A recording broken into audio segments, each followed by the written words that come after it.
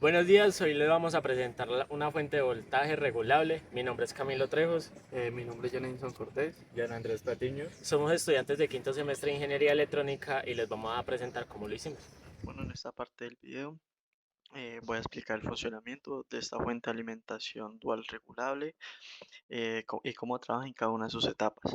El objetivo de esta explicación va a ser pues prácticamente decir cómo convertir o pasar de corriente alterna a corriente continua regulada y estable, teniendo diferentes salidas de voltaje.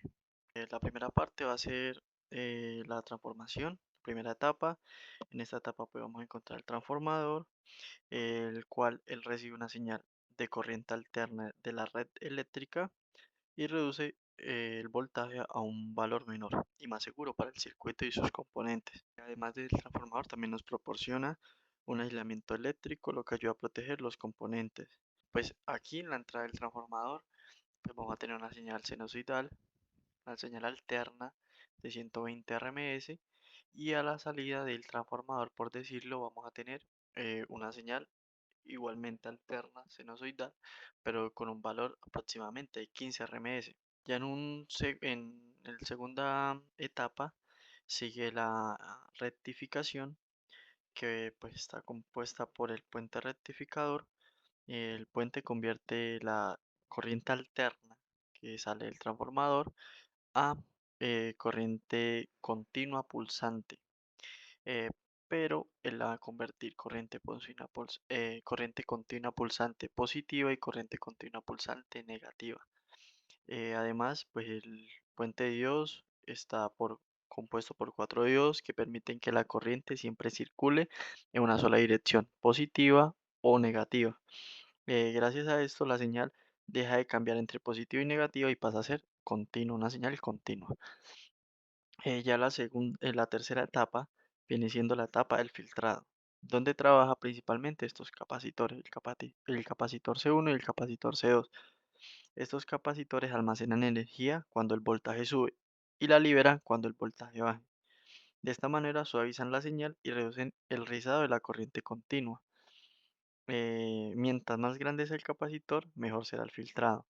Es decir, al ellos cargarse, digamos como se puede ver en esta imagen, pues hay un pequeño rizadito. Ese rizadito es la carga y la carga y la descarga del capacitor, tanto positivo como negativo. En la cuarta etapa tenemos la etapa de regulación, que es una de las etapas más importantes, donde se ha involucrado el LM7805, el LM317 y el LM337. El 317 es un regulador de voltaje eh, que ajusta el voltaje positivo. Este componente pues, va a recibir un voltaje DC filtrado, que es la señal que estamos mostrando arriba. Internamente controla cuánta corriente deja pasar para mantener una salida estable. Tiene tres terminales: la entrada, el ajuste y la salida. Y pues para configurarlo se usan las resistencias y el potenciómetro. La resistencia R1 que se utiliza es para eh, controlar la corriente y no se vaya a quemar el LED, que el LED va a ser el indicador de si qué salida está activa, sea la 5B fija o la ajustable positiva o la ajustable negativa. Estas resistencias que también acompañan los LM forman como un divisor de voltaje que indica al regulador cuánto voltaje debe entregar. El valor de esta resistencia de 470 ohms se usa normalmente o es un valor recomendado para el regulador trabaje de manera más estable y no circule demasiada corriente interna por el regulador. También tenemos un diodo de protección, porque este capacitor, cuando se vaya a descargar, lo que va a hacer es pasar por el diodo y no pasar por el diodo esa corriente y no pasar directamente por el LM y así cuidarlo. Igualmente de esta forma. Este capacitor lo que nos va a ayudar también es a eliminar ruido de la señal y que sea mucho más estable. Eh, Y por último tenemos también pues este diodo en la salida, que este diodo lo que nos va a hacer es como bajarnos el voltaje, ya que el mínimo voltaje que, que entrega el LM va a ser 1,4 voltios aproximadamente. Y lo que va a hacer este diodo es bajar ese voltaje para que llegue aproximadamente a cero. Pues el funcionamiento de esta fuente, ya simulándolo, si digamos nos vamos a enfocar en la de 5 voltios. En la de 5 voltios, si se apaga, si se mantiene arriba, pues el LED nos indica que esa salida no está, no hay salida en la salida de 5 voltios. Y cuando se activa, pues ya, como por ende se puede ver en el potenciómetro, en el, en el voltímetro, los 5 voltios fijos del regulador. Eh, y digamos en las salidas regulables, dependiendo también cuando se saca el botón, el switch, entonces se deja de alumbrar el LED y cuando empieza y con el potenciómetro de 5 kiloohmios vamos aumentando el voltaje o disminuyendo. Como podemos ver, aproximadamente llega a 0 voltios y su máximo va a ser 15 más o menos. Igualmente con el potenciómetro negativo. Algo también importante es que los LMs, ellos necesitan disipador de potencia, disipar la potencia en calor. Entonces se necesita ponerle unos disipadores de calor cada potenciómetro.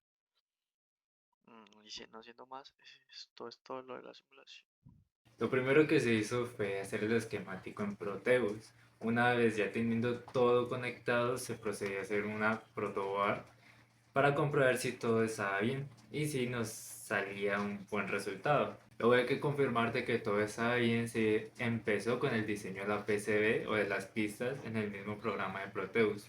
Una vez ya teniendo todo y después de darle como 7 vueltas al centro buscando un lugar donde hicieran una imprenta de tóner, se continuó con el planchado de la PCB, en la cual el primer intento nos salió bastante bien a mi parecer.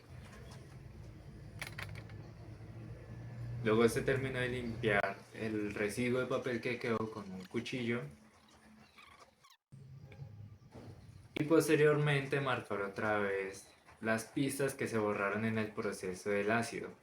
Luego buscamos una manera de cómo romper la PCB y así poder sacar y minimizar todo, ya que compramos una muy grande, pero no nos fue tan bien con el primer método. No, más noticia tiene. Por lo cual se decidió usar esa herramientica que es como para hacerle los puntos a cuero, básicamente, es lo que he visto que se usa. Y con la ayuda del taladro se hicieron huecos para debilitar la PCB y así poder partirla.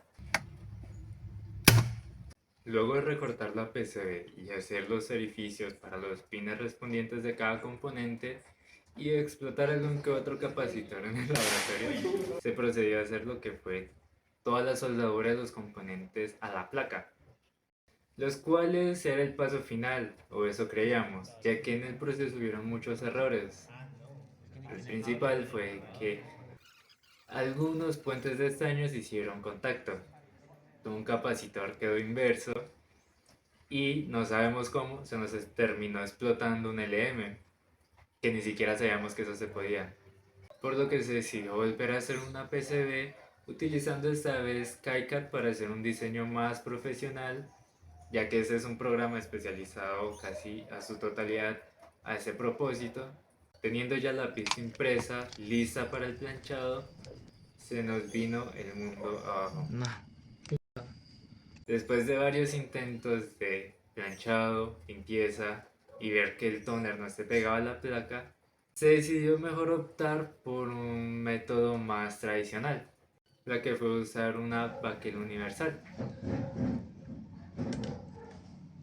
Y ya volviendo a tener todos los componentes, pues obviamente se empezó a hacer lo mismo de antes, limpiar la baquela.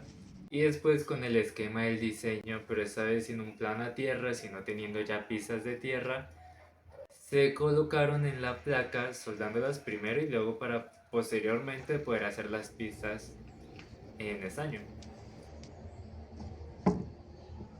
Bueno, en esta sección del video yo les explicaré cómo se realizó el montaje físico de esta fuente de voltaje.